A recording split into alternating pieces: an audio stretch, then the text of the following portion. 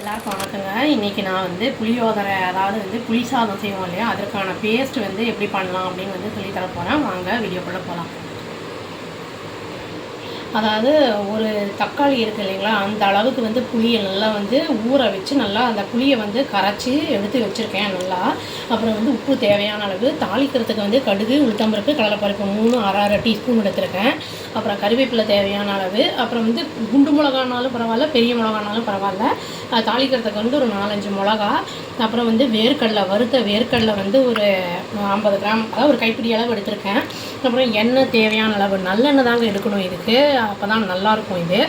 அப்புறம் வந்து இந்த தனியா இருக்குது இல்லைங்களா, தனியா வந்து ஒரு 2 டேபிள் ஸ்பூன் எடுத்திருக்கேன். காஞ்ச மிளகா வந்து 10லேருந்து 15 எடுத்துக்கலாம், வறுத்து அரைக்கணும் இது எல்லாத்தையும். காரம் தேவையான அளவு போட்டுக்கலாம். நம்ம மஞ்சத்தூள் வந்து ஒரு 1/2 டீஸ்பூன் எடுத்திருக்கேன்.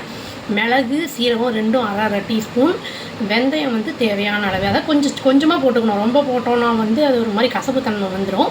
இப்போ வந்து எப்படி பண்ணுறதுன்னு பார்ப்போம். உப்பு தேவையான அளவு, அப்புறம் பெருங்காயத்தூள் எடுத்துக்கணும், அவ்வளோதாங்க. இப்போது தனியா, காஞ்ச மிளகா, மிளகு, சீரகம், வெந்தயம் இதெல்லாம் இருக்குது இல்லைங்களா, அதெல்லாம் வந்து ஒரு கடாயில் போட்டு ட்ரை ரோஸ்ட் பண்ணிவிட்டு நல்லா அரைச்சி எடுத்துடலாம். கடாய் போட்டேங்க, இப்போ சூடாகிடுச்சு லேசாக. இப்போ வந்து இந்த பொருட்கள் எல்லாத்தையும் போட்டு ட்ரை ரோஸ்ட் பண்ணிடலாம். வாசனை வர வரைக்கும் வறுத்தா போதும். இப்போ புளியோதரை பேஸ்ட்டுக்கு வேண்டிய அந்த புளி சாதத்துக்கு வேண்டிய பேஸ்ட் ரெடி பண்ணுறோம் இல்லைங்களா, அதுக்கு வேண்டிய பவுடர் ரெடி ஆகிடுச்சு. இப்போ வந்து என்ன பண்ணணும்னு பார்க்கலாம். தாளிக்க வேண்டியதெல்லாம் தாளிச்சிடலாங்க. கடாயில் எண்ணெய் ஊற்றி கடுகு, உளுத்தம்பருப்பு அந்த இதெல்லாம் தாளிச்சிடலாம். இப்போ எண்ணெய் ஊற்றி சூடாகட்டுங்க, கொஞ்சம் காஞ்சிருச்சுங்க. இப்போ கடுகு, உளுத்தம்பருப்பு, கடலைப்பருப்பு, காஞ்ச மிளகா, கறிவேப்பிலை எல்லாம் போட்டு தாளிச்சிடலாம். இப்போ புளி தண்ணி கரைச்சி வச்சுருக்கோம் இல்லைங்களா, அதை வந்து கொட்டி கொஞ்சம் நல்லா பச்சை வாசம் போகட்டும், கொதிக்க வைக்கலாம். கொதிக்கட்டும். இப்போ பச்சை வாசம் அது கொஞ்சம் நல்லா கொதிச்சிருச்சுங்க. இப்போ வந்து இந்த மஞ்சள் பொடியை போட்டுடலாம். அப்புறம் அந்த அரைச்சி அந்த பவுடர் இருக்குது இல்லைங்களா, அந்த புளி சாதத்துக்கு அந்த இது பேஸ்ட் பண்ணியிருக்கோம்ல, அதற்கான பொடியும் போட்டு நல்லா மிக்ஸ் பண்ணிடலாம். நல்லா மிக்ஸ் பண்ணணும், இல்லைன்னா நல்லா மாதிரி ஃபார்ம் ஆகிடும். நல்லா கொதிச்சு வரணும். எண்ணெய் வந்து கொஞ்சம் நல்லா போட்டால், எண்ணெய் கொஞ்சம் கூட போட்டால் தான் நிற்கும் நம்மளுக்கு. இல்லை நம்ம உடனே யூஸ் பண்ணுறோன்னா எண்ணெய் கம்மியாக போட்டுக்கலாம். பாருங்கள், நல்லா வந்து எண்ணெயெல்லாம் பிரிஞ்சு வந்திருக்கு.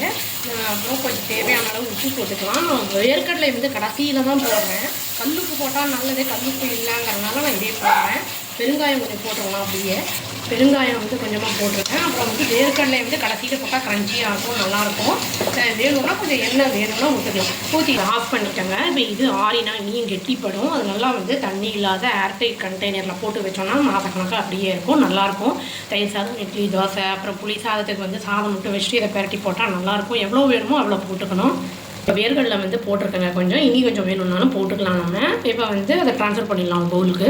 அவ்வளோதாங்க, டேஸ்டியான இந்த பவுடர், இந்த புளியோதரைக்கு தேவையான பேஸ்ட் வந்து ரெடி ஆகிடுச்சு. ட்ரை பண்ணி பார்த்துட்டு எப்படி இருக்குன்னு சொன்னாங்க. அவ்வளோதான். Thank you. Please do like, share and subscribe our channel and click the bell icon and click the all option. Thank you.